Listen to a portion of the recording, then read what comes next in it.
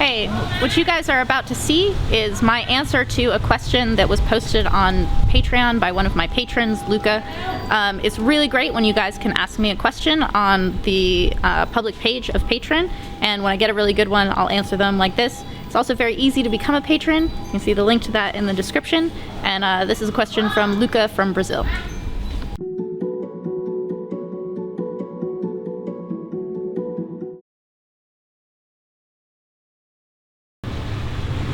Patron interview.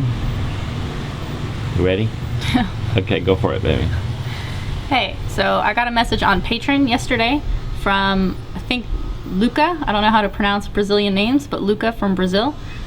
He says, "Hello all, good afternoon from Brazil. My question is, when should you start worrying about which Muay Thai style is the best fit? Or is this sort of labeling or self-definition bad for the learning curve?" I thought this was a great question. And we've talked a lot about Muay Thai styles over the course of your career, right? Yeah. So what's your basic answer, like your shorter answer, and then maybe we could talk a little longer answer. My short answer is never worry about your Muay Thai style. Don't worry about it. But in terms of like when to start identifying and formulating your style is just when it becomes clear to you.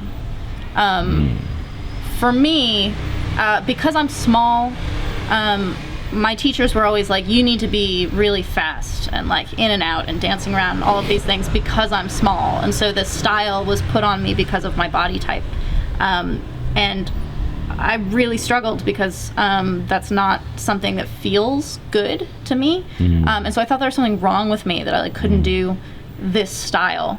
And then when I started to discover Muay Thai and realizing that there was an existing style that matched with what felt good to me, and I was like, oh my god, that's a thing.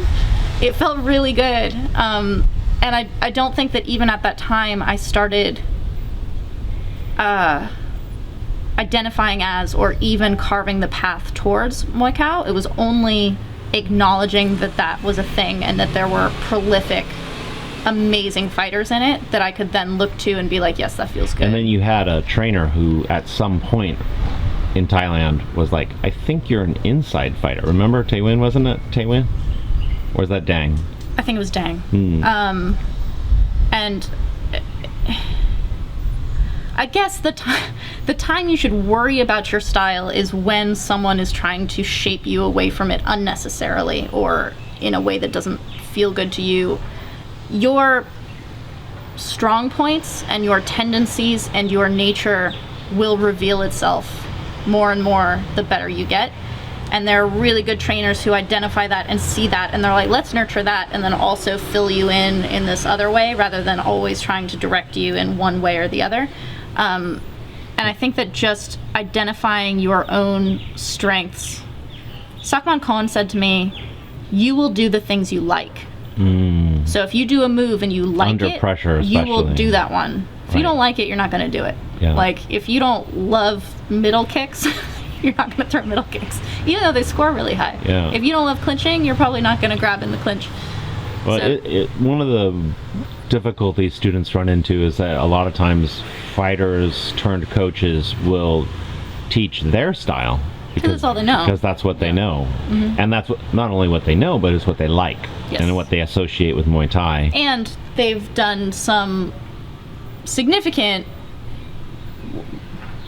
work into how to do that correctly. And so there's the correct way is doing it that way, and the incorrect way is doing it a different way, whereas there are actually other correct ways of doing it that aren't in that line. And that was part of the problem we ran into when you were being told to jump around as a small fighter. It's also that kind of fighting was largely thought of as the best Muay Thai. Also, the San Chai, femur, jump around, correct, as the correct Muay Thai, and the one that people in the West really identified as authentic Muay Thai.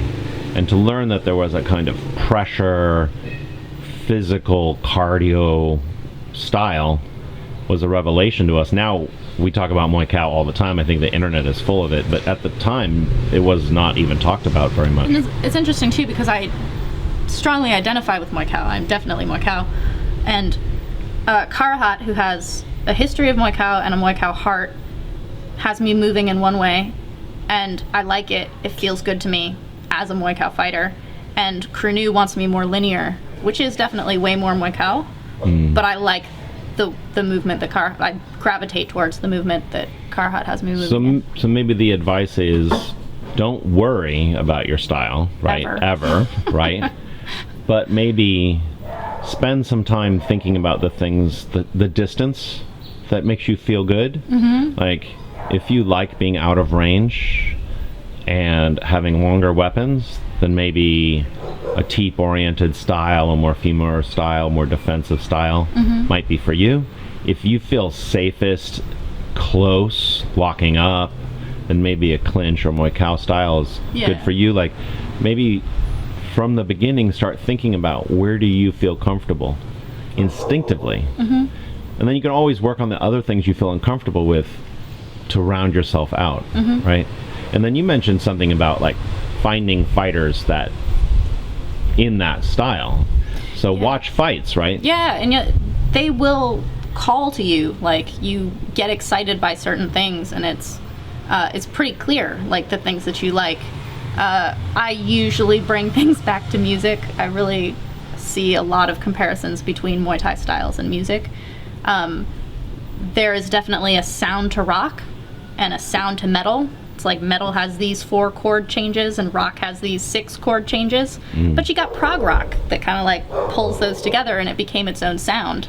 And that doesn't mean that that's the only way that can sound. People can develop that too. So it's taking influence, like Led Zeppelin being influenced by blues. You don't necessarily hear that now, like unless because you know Led Zeppelin. But if you know the history of blues, you're like, oh my god, it's all blues. They just put like a guitar riff on it. And what would you suggest to people who maybe find themselves under a pretty strict teaching protocol where their gym fights one style, their coach is maybe a dominant coach and they're like, this is the right way. If you're being guided into a style that you feel like that's not really me, what would you say? Like, what's a good general way to like negotiate that? You work your own style on your own studying. You want to be respectful to your coaches. Yeah, I think that's a tough spot because it depends on how rigid your environment is and what the actual corrections are.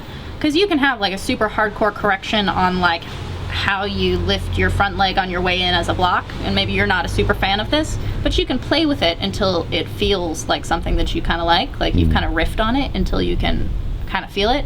I think the way that you find your way around rigidity is your own play. And so finding time, like in my gym, for example, on the pads, I am orthodox. In pad work, orthodox. Everything else I do in the gym out of respect to southpaw. Who wants you to be, he wants you to be orthodox. So it's during this time, in this context, orthodox the whole time, and I know that's good for me, so that when I go into this position, I'm keeping everything sharp. But then when I go into my own time and I'm doing my own things, I go to what feels good for me. That's not necessarily going to be loved by Pinu or people at other gyms. And I think that the more you are trying to do your own thing, the lighter you can keep it with your authority figures. Don't argue with them, kind of things. Okay.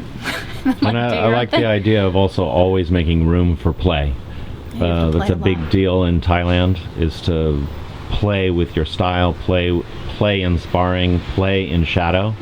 So part of being thinking about your style is stuff you can do in shadow boxing or when you're playing around with a trusted sparring partner, right? And on the bag. Right? So good luck, Luca, finding your own style. Remember Andy? Not one Muay Thai. Oh. Andy Thompson, who recently died, he was my first mentor in Thailand, and